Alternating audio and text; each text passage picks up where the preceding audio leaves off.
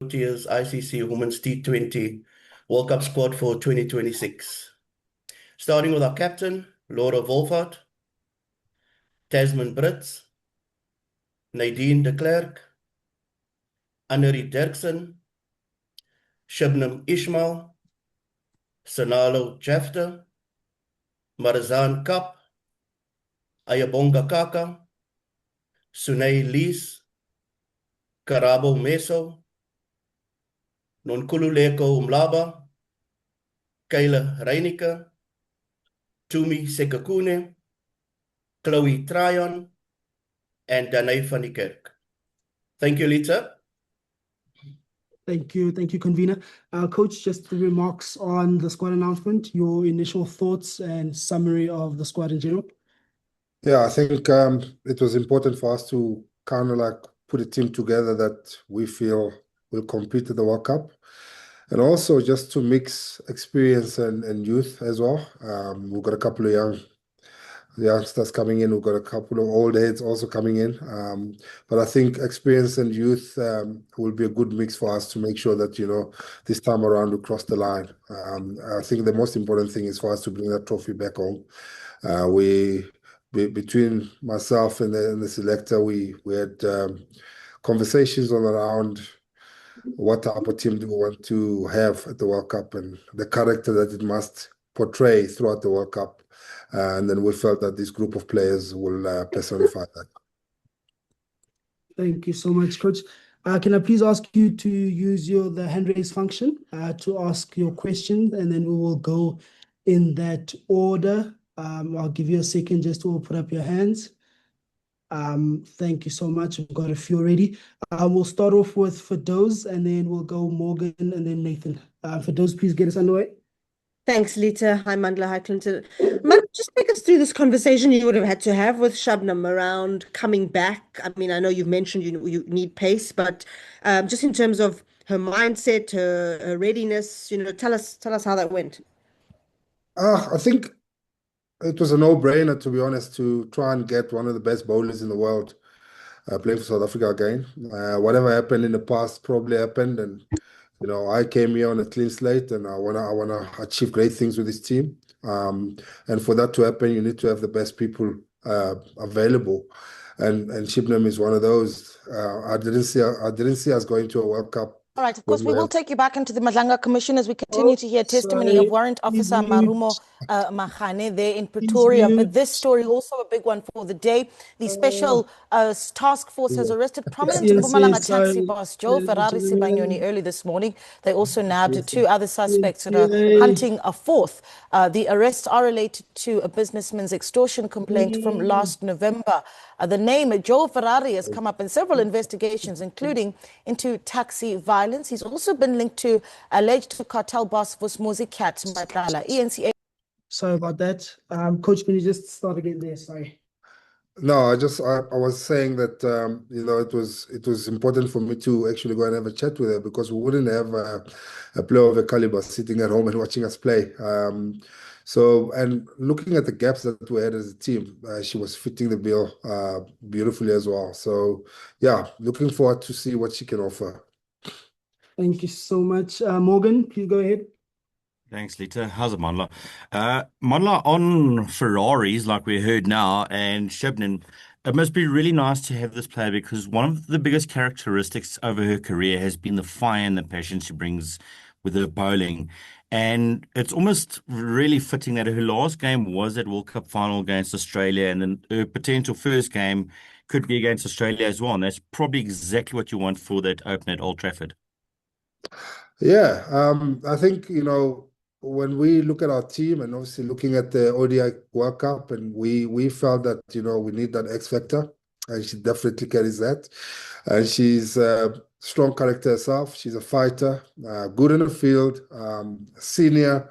So everything looks good in terms of that and what she brings to the team. And not even talking about the skill only, it's just the things that she brings outside the skill.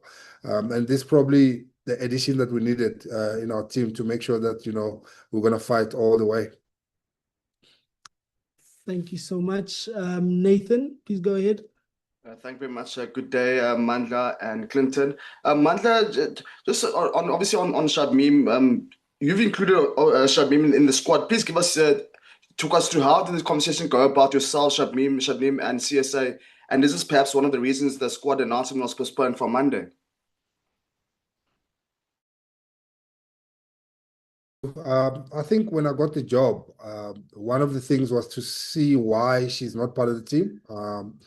And obviously, with the time that I had to the ODI World Cup, I didn't have much time to have those conversations. And after that World Cup, I contacted her, and then I said whenever she's ready, she'll give me a call. And then now, lately, or maybe the last month or so, and those talks took a positive turn, and she decided no, she would like to come back. And for me, that was a blessing in disguise because in terms of what we need in the team, she's probably the right fit for that. So yeah, she was Shabnim. She doesn't want to play cards out there. But at the end of the day, I think we're a better team with her in the team. Sorry, you didn't also answer the last part, if I may. You didn't also answer the last part. Is that the reason why there was a postponement of the announcement from yesterday? No. It had nothing to do with that. I think that was just making sure that we inform all the stakeholders about the announcement. I think there was a little bit of delay there.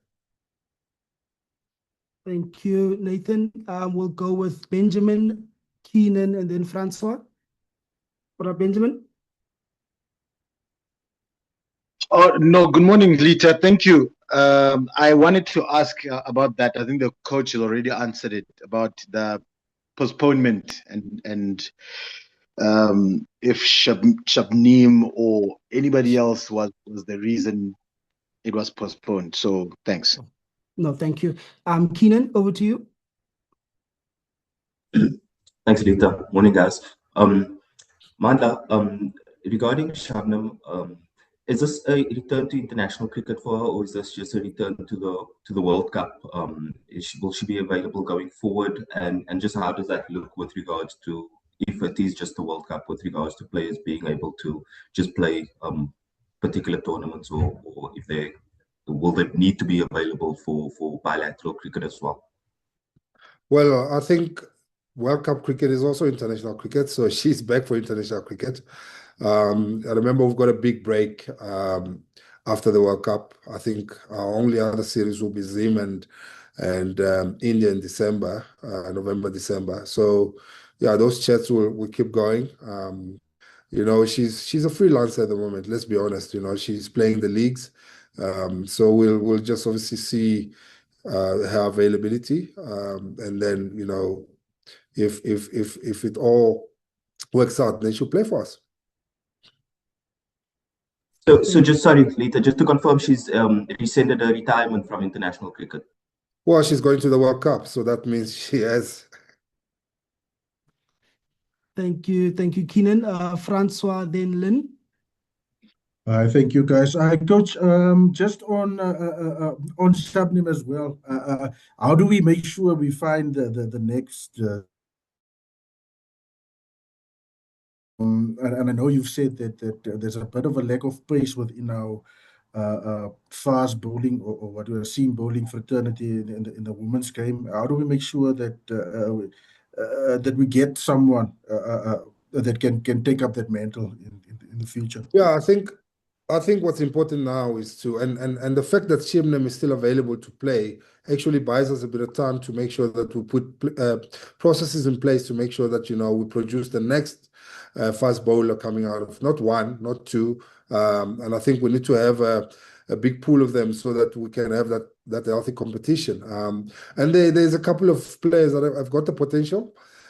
We just need to put in work with them and make sure that in a year or two they're where they need to be in terms of what's required in international cricket. And then also, who are some of the most luckiest players to have not made the squad? And are there guys on standby? Is there a list of standby players in terms of injury? I think everybody that's been involved with this team leading to this World Cup has been unlucky, to be honest with us. I feel sorry for them because But you know how this game goes. You got to make some tough decisions, and that was a tough decision. You've got Annika Bosch, you've got Klaas, Hlubi missing out, and Marx missing out. So, it's just how it goes. But again, it doesn't mean that they less good. I just felt that in terms of combinations and the balance of the team, this is probably the best 15 we could take forward with us. Thanks, coach. Thank you, Francois. Lynn, and then TLG, and then Mr. Adams. Thanks, Lita. This is either to the coach or Clinton, just on Dane van Niekerk's selection. Obviously, she missed out on the New Zealand series, the India series.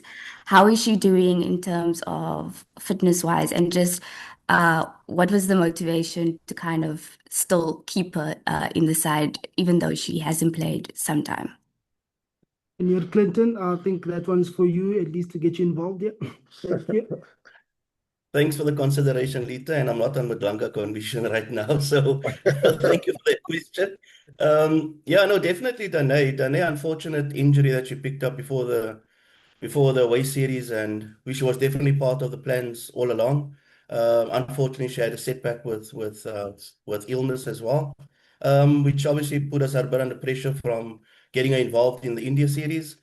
She's all been part of the plan. She's in good shape. She's been working whilst being off, and she's currently also doing some work at the academy at the HPC, which is also good to see. And she's ready and fit. It's definitely a strategic decision within our batting lineup. It's something that we believe we require from a stability point of view, and also impacting with experience within that middle order. And therefore, Dane has always been a consideration for this World Cup. Thank you. Thank you, Lynn. Mr. TLG, and then Zahir, and then we'll go back to Firdaus. TLG. Good morning, coach, and good morning to everyone. Just a word or two on the likes of Faye, Tunnicliffe, who've just literally missed out. I mean, after a stellar season, record runs scored in the domestic game. And I mean, you're going to be looking for your batters to be firing at all cylinders also in those conditions in England.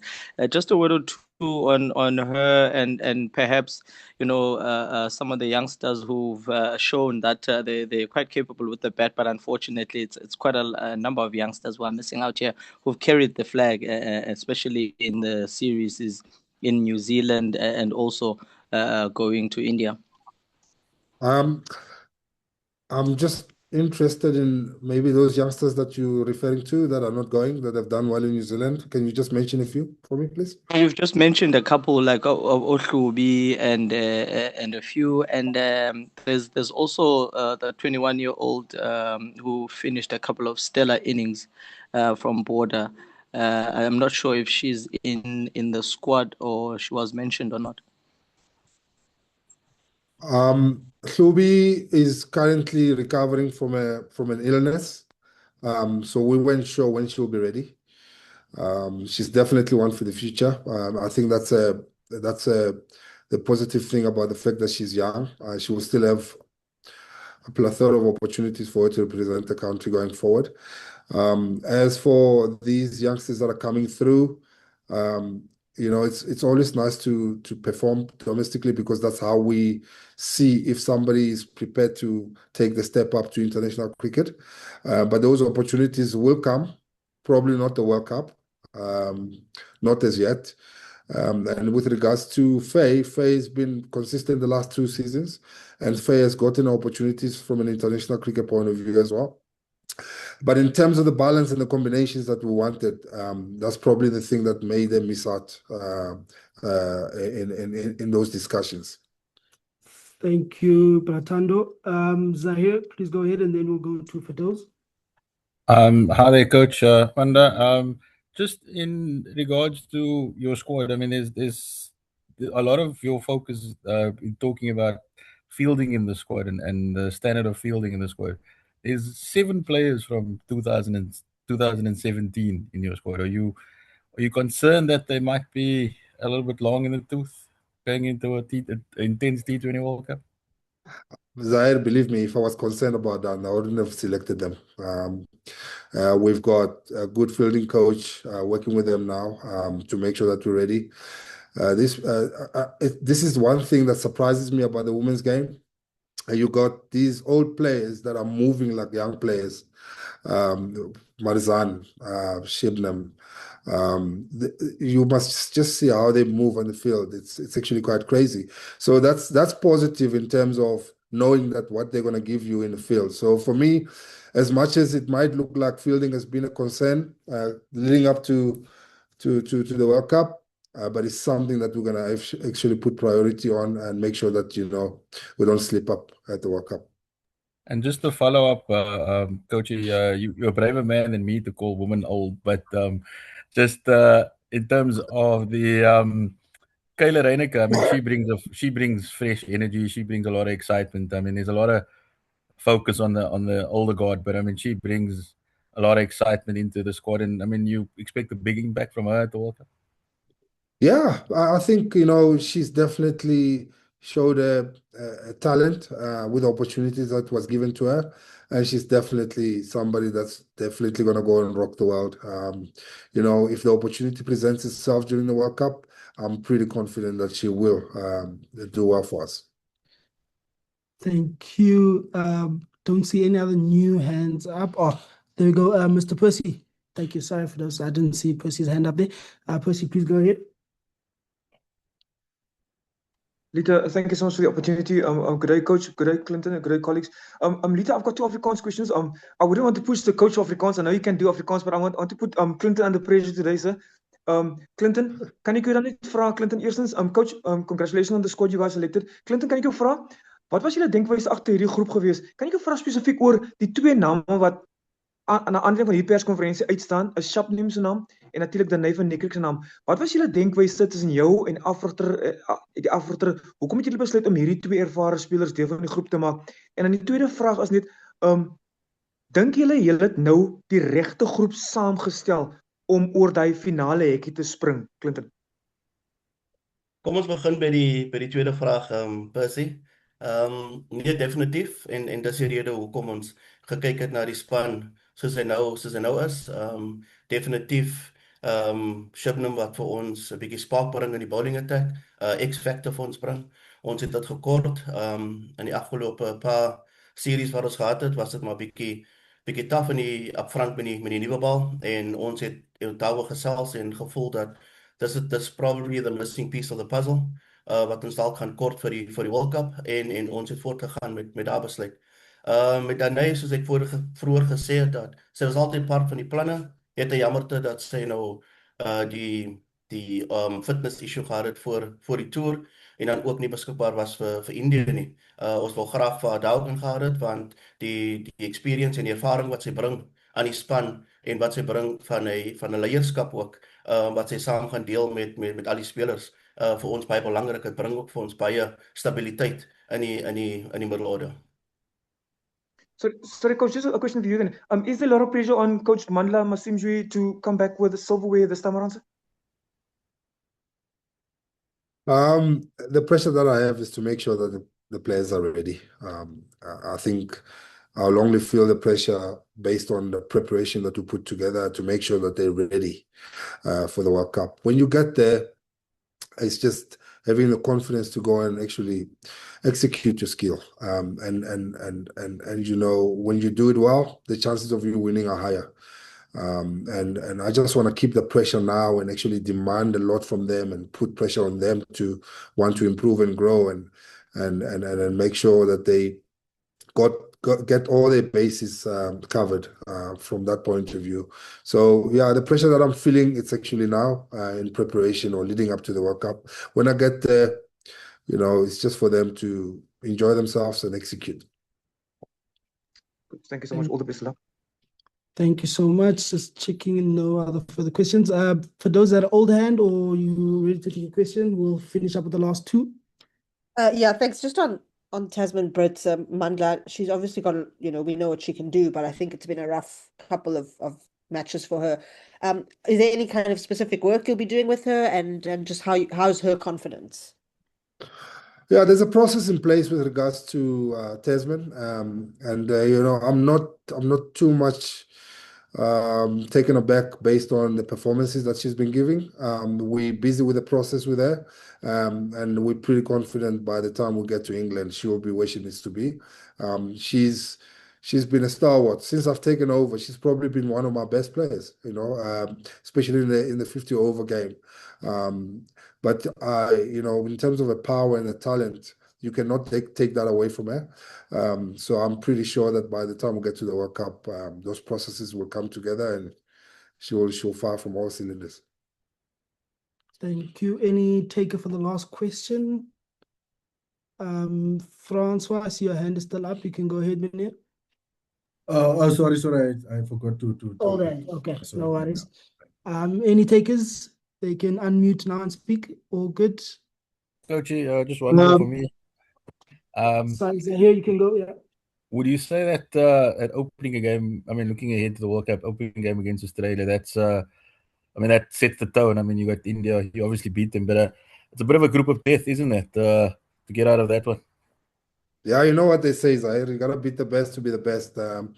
And I think we're quite fortunate with the fact that we're playing them 3 games before actually the first game. So we'll have a good outing against them and see actually what they actually have to offer. And to be honest with you, I actually think that Australia is probably one of the teams that I match up to us in terms of what we bring and what they bring. We just have to have the right mindset to actually take them on. And I think that's going to be key for us in that first game to make a big statement. Coachy, and lastly, in terms of the, what was this like? Actually, it's okay, Coach. It's fine. No worries. Thank you so much. There was someone who was trying to speak before Zahir, since Zahir's last question left. Yes, I had a question. Can I quickly step in? Me, Lita. Just hold on. Bro, Benjamin, just hold on. I'll give someone else another chance, please. Please go ahead, Okay, Sissy. cool. Thanks, baby. Okay. Thank you, Lita. Coach Mandla, congratulations on a strong-looking team for the World Cup. Hopefully, we'll be able to take it a step further and walk away with the silverware. But my question is around your opening pair. I know you've been chopping and changing the combination. We've seen Tasman Preez, we've seen Laura Wolfhard open with Taz, and we've seen Laura open with Sune. Have you decided on the final opening pair? I think the India opening pair decided that for themselves. I didn't decide that in terms of the performances that they've put together. I think if you want to know that I'm stupid, it will be me changing that combination. And it's not going to happen because they've shown that they can actually bet together and put us in a good position to put teams under pressure. Thank you, Zahir. I see your question came back to you. Last one. Thank you. Coach, sorry, do you have Keshav in your pocket for the World Cup? You taking him along just on the side? No, I won't have him in my pocket. I think he will be on the girls' phones. I think there will be communication back and forth between him and the girls. They've obviously created a good relationship with him. And I think the best thing for that to happen is for them to keep in contact with him. And it was really nice having him there. You know, you've got the current #1 bowler in the world, and they were at awe to see him there working with them, you know, and they've taken in a lot. And I think the only way to just keep that relationship going is for them to keep in communication with him as much as they can. Thanks, Coachy.